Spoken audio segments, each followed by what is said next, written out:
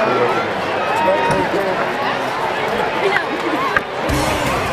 you want high school football action, go with the best. 970 WMAY's award-winning broadcast team of Mike Winmacher and Matt Mottershaw bring you all the action of Chatham-Glenwood Titans football. Listen all season as the Titans take on the Central State 8. Here's Mike Winmacher. This is the Glenwood Titans state quarterfinal playoff preview. Last week, the Titans went to Jerseyville and took care of business early against an undefeated Jerseyville team. The Titans actually were up 42-0 at halftime to win the football game 42-21. In that first half, the starters played the entire first half, didn't see the field in the second half.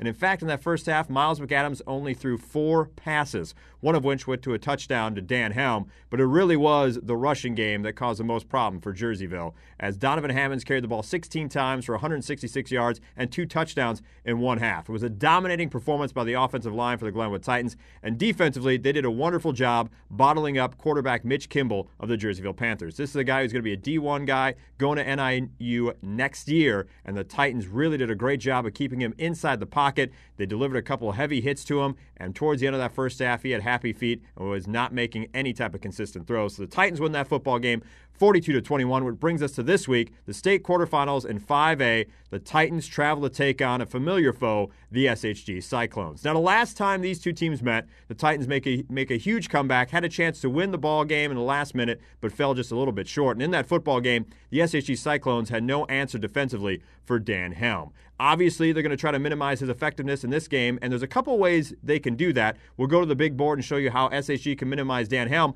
but what the Titans can do to take advantage of the SHG Cyclones trying to minimize Helm. What the Cyclones can do first is, if they want, they can rotate a linebacker out to kind of shadow Dan Helm when he splits out wide. If that's the case, that's taking a guy out of the box so the Titans can just run the football effectively against that set. If the SHG Cyclones try to go over the top with a safety to help double coverage Dan Helm, there's a couple ways they can attack that as well. What they can do is, you can see here, Dan Helm, we have him split out. We have Brian Hobby at tight end. So if you run Dan Helm down the field, you can bring Brian Hobby underneath, and he'll be lined up on a linebacker. That's a matchup the Titans will win each and every time out. Or you can run Dan Helm deep and run Hobby on a post, which will leave the flat open for a guy like Nathan Hack, and we've seen what he's been able to do after making a catch in the flat with plenty of real estate in front of him. Could be dangerous for the Glenwood Titan offense. So that's a couple ways they can attack the SHG Cyclones. The game will be Saturday at 1 p.m. We'll have the pregame at 12:30 right here on 970 WMAY, the News and Talk of Springfield.